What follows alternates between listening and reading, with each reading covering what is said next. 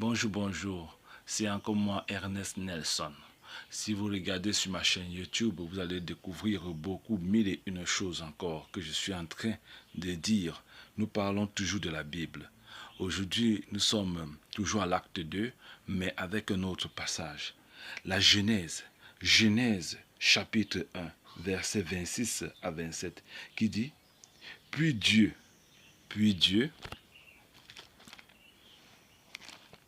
Puis Dieu dit, faisons l'homme à notre image, selon notre ressemblance,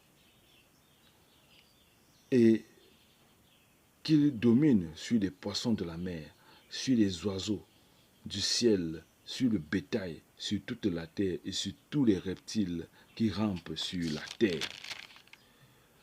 Dieu créa l'homme à son image, il les créa à l'image de Dieu. Il créa l'homme et la femme.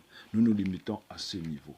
À ce niveau déjà, nous comprenons déjà que l'homme a une domination sur les bêtes. L'homme a un pouvoir sur les animaux.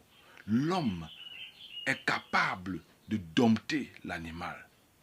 Que ce soit le lion, que ce soit la girafe, que ce soit tout animal féroce que vous rencontrerez. La preuve en est que vous rencontrez beaucoup de personnes qui gardent des bêtes féroces dans leur maison, sauvages même.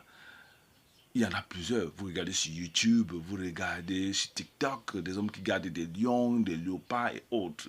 Ce n'est pas de la magie, ce n'est pas du vol, ni quoi que ce soit, mais c'est une réalité que ces hommes sont capables de dompter ces animaux.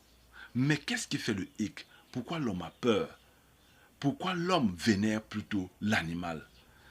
Quand je dis vénérer, nous savons tous qu'il y a des hommes qui utilisent des bêtes, le serpent. On a transformé en serpent mystique. Ils gardent le chat qui passe le temps à lui apporter des chances dans la vie. Ils vénèrent le chat. D'autres même passent le temps à prendre des serpents qu'ils gardent dans leur maison.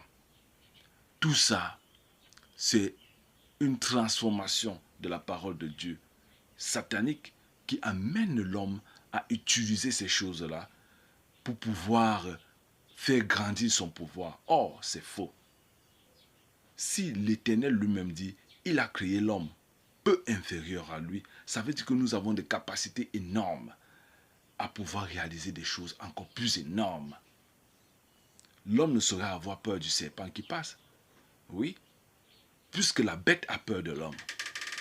Mais l'homme se rabaisse en ayant peur de la bête. Ça veut dire qu'il contredit la loi de l'Éternel. Il marche suivant la peur